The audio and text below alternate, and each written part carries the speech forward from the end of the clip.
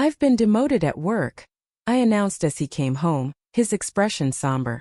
What's the matter? I almost spilled the tea I was drinking. His company's performance has been poor recently, and I knew there were major personnel changes due to restructuring, but I never imagined it would hit Peter directly. Still, I think it's important to support him in times like this as his wife. Well, I guess we just had some bad luck. Times are tough and I'm working too, so don't worry, I responded cheerfully. My name is Willow, 50 years old. Currently, I'm working full-time in the back office. I live with my husband Peter, who is 2 years older than me, my high school sophomore daughter Hannah, and my 72-year-old mother-in-law Rose. Well, Rose and I don't always see eye to eye, but since I'm working outside the house, we only see each other when I'm home, so I've decided not to worry about it. I told my daughter, your dad is a bit down because of the demotion, but try to act normally around him. However, Peter started to vent his frustrations, and that venting, well, it's often said that people vent their frustration on those closest to them, those they trust most, and indeed all of it was directed at me. The next day, as I was cleaning the hallway during my day off, he passed by and suddenly said, You've put on weight since we got married, haven't you? Huh? Who? Well, I am 50 after all. Even the gynecology pamphlets say that women tend to gain weight around menopause, but according to my company's health checkup, I'm not overweight, I replied. Then he said, Forget the health checkup. Your figure is too unsightly. You're just being lazy. If you're overweight, I'm embarrassed to be seen with you with your barrel-like figure. I was at a loss for words when my husband suddenly said such a heartless thing. Then he said, ugly, and locked himself in his room. What? What's happening all of a sudden? Pinched my own side. I can pinch it when I pinch it with my thumb and forefinger. It fits snugly with the curve, and I can tell that I've gained more than enough. But why now all of a sudden? I felt as if I had been pierced by an arrow that had come flying at me out of the blue, so much so that I forgot I was holding the magician wiper in my hand. It was that much of a shock. The wiper slipped from my hand, clattering loudly as it fell onto the hallway floor. From that day on, Peter's attitude towards me became increasingly harsh. To make matters worse, my mother-in-law seemed to have listened to that weekend's argument and she jumped on it. Then the power doubled. As I was climbing the stairs with a laundry basket intending to hang the clothes, my mother-in-law descended from the second floor. No. She didn't descend. No, she didn't descend. She just waited at the top of the stairs. She'd remark things like, Oh, how awful. If only you weren't so fat, we could pass each other on the stairs. I wouldn't have to wait here because only one person can pass due to your obesity. Furthermore, when I served fried chicken for dinner, she'd say, Isn't this what's making you fat? And would remove my plate.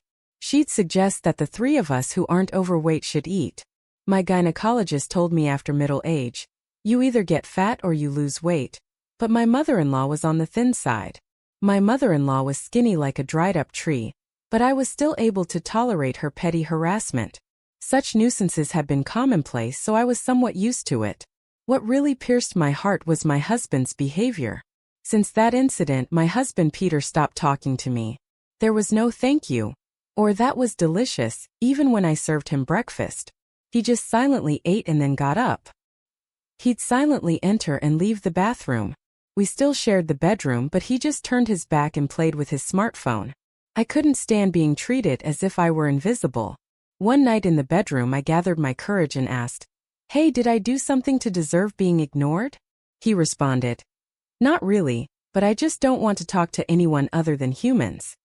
He went on to say, I don't want to be seen as a family with someone this fat. If you care about me, lose some weight. Huh. I was disheartened by his words. But it's inevitable after middle age and you know it, right? Even though I walk 1.2 miles for commuting, I'm trying my best in my own way. Indeed, I was trying hard to combat the weight gain due to aging, but he coldly turned his back, saying, If the results aren't showing, it's the same as not trying. Don't talk to me anymore.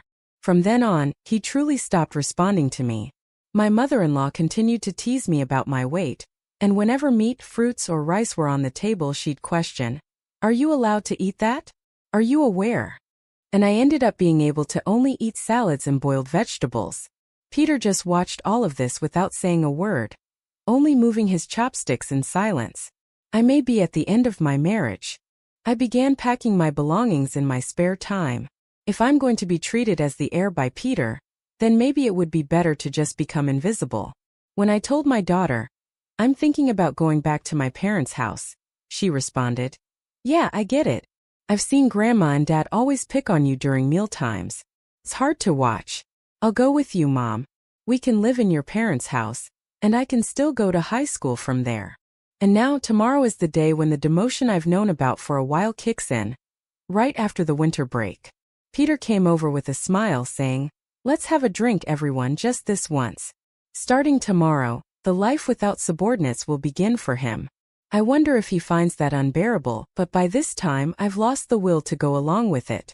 Even his plastered-on smile is irritating. Peter says, let's have a nightcap during dinner. I'll make wine spritzers. This might be the first time he's spoken to me since the day after the announcement of his demotion. He adds, Hannah can have juice and I'll make a wine spritzer for you too, Willow. Then he places the prepared wine spritzers at 3 spots on the table. Strange, why all of a sudden? When Peter turned his back for a moment to look for the TV remote, I sniffed the drink he had made. What? I smelled it faintly, but it was definitely that smell. I recognized the faint smell because I've used it in cooking before. How could he think to make me drink this? I won't stand for it anymore. My mother-in-law's harassment being ignored by my husband. I'll pay them all back. The wine spritzer pushed me over the edge. I'm sorry, could you get the camembert cheese from the fridge, Peter? It's from a local dairy farm, and it's really delicious. I'm glad for the family time. Could you fetch it? Thinking he should at least do that much when I expressed joy at family time, Peter headed towards the fridge. While he was away and before my mother-in-law and daughter sat down, I switched my drink with the one on the seat to my right. The right seat, it was Rose's seat. Peter returned with the cheese. Well, now that we've got the snacks ready, I'll call Hannah and mother-in-law, I said loud enough for them to hear. Dinner's ready. The two of them made their way to the dining room and took their seats. Just a regular dinner, except I didn't have any meatloaf or cornbread salad, stewed chicken soup and cheese and wine spritzer. Hannah was having juice. Let's eat. Hannah was the one who broke the silence.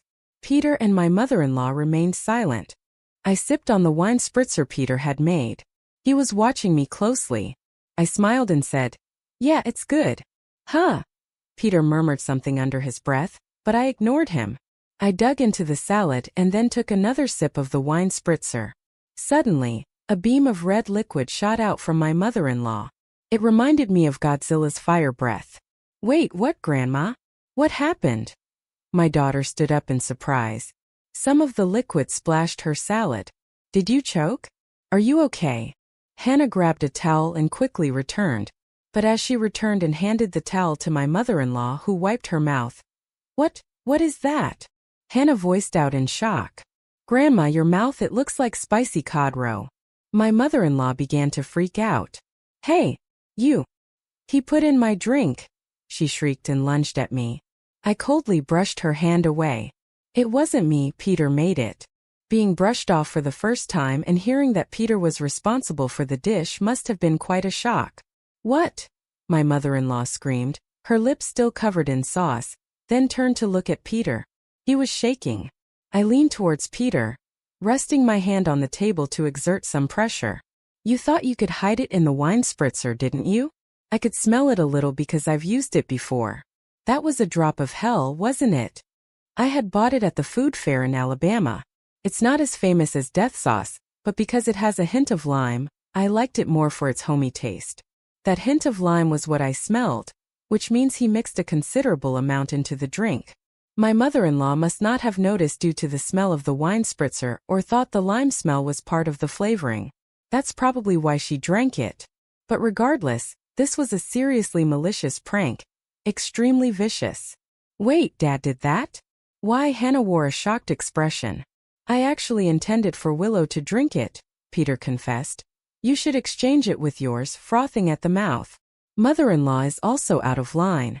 As soon as she found out it was meant for me, she wants to push it on to me. No way am I switching to that dangerous drink, I said in a low voice, maintaining pressure on Peter. And then I cornered him. Explain why on earth you thought of doing something so outrageous.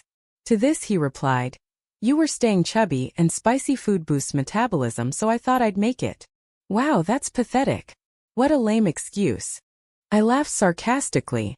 Did he really think that explanation would be acceptable? Utterly embarrassing. Pressured, my husband hesitated and slightly moved his chair back. I'm not crazy, this is a legitimate reason to support your diet.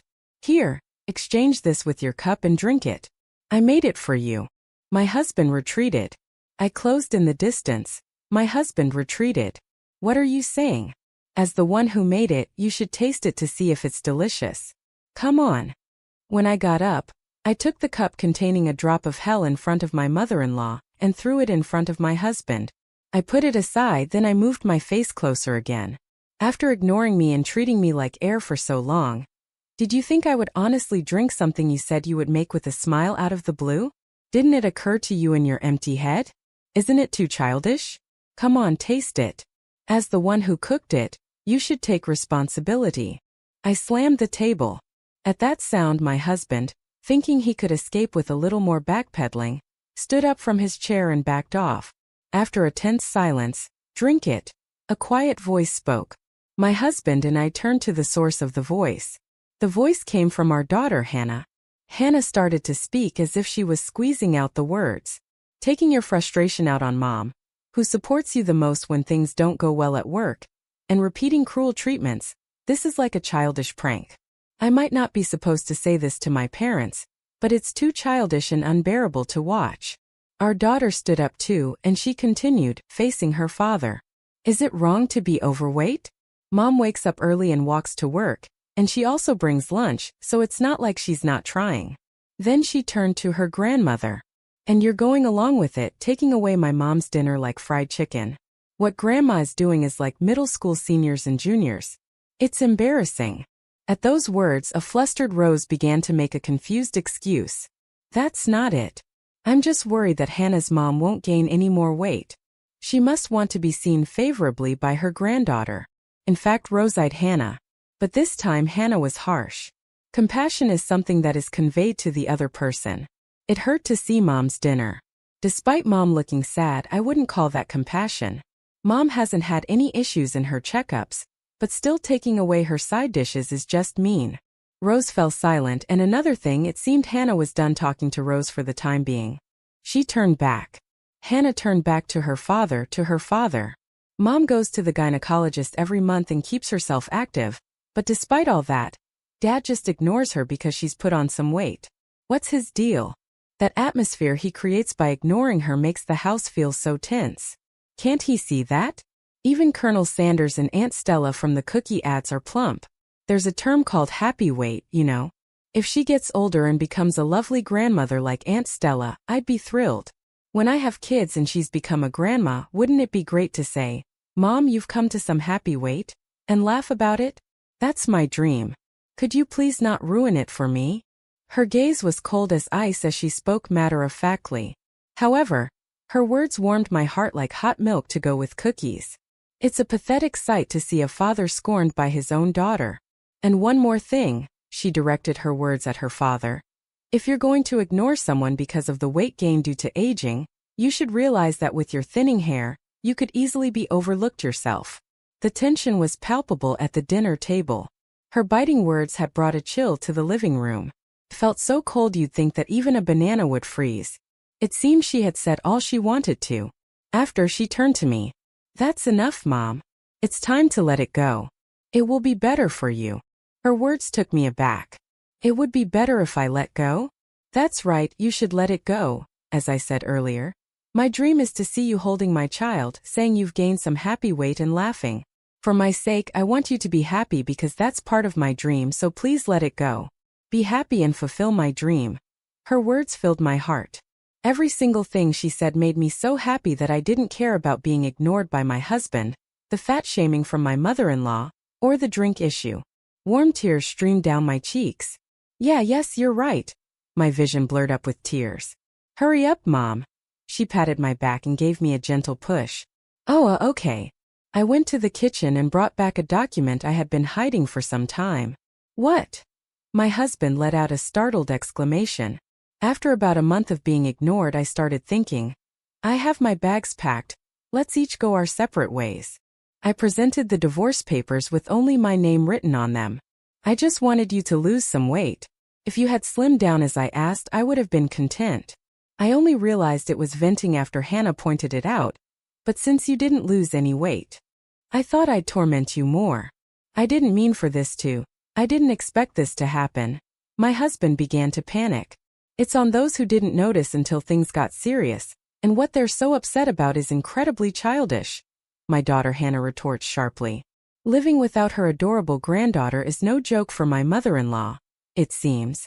In a panic, my mother-in-law, Rose, interjects, "Hey Hannah, you want to keep living with us, your grandmothers, don't you?" In a voice soft as stroking a cat. To this Hannah says, "I decline. I don't want to breathe the same air as people who act like middle schoolers anymore." Shutting down Rose's plea. Hold on, okay. I got it. I'll taste it, as you say. I'll take responsibility as the one who cooked it. Peter picks up the glass placed before him and gulps it all down at once. Peter, just like Rose earlier, spews a stream of the red liquid from his mouth, resulting in a striking set of lobster-like lips. There, see? I took responsibility, right, Hannah? Hannah takes a picture of both of them with their lobster lips on her phone and says, "Both of you so lame. Mom, let's go." Before exiting the living room. Yeah, I decide to follow her. So what's left behind is a dinner table splashed here and there with wine cocktail mixed with a drop of hell and a husband and mother-in-law with red lobster lips. I returned to my parents' house with Hannah. When we explained the situation at home, both my mother and father were furious and went to confront Peter and Rose. They brought back the divorce papers and I ended up getting divorced. My ex-husband, Peter, has hit rock bottom in his career and ended up spending his remaining years without any significant achievements. Apparently, he had a habit of ignoring things he didn't like, even with his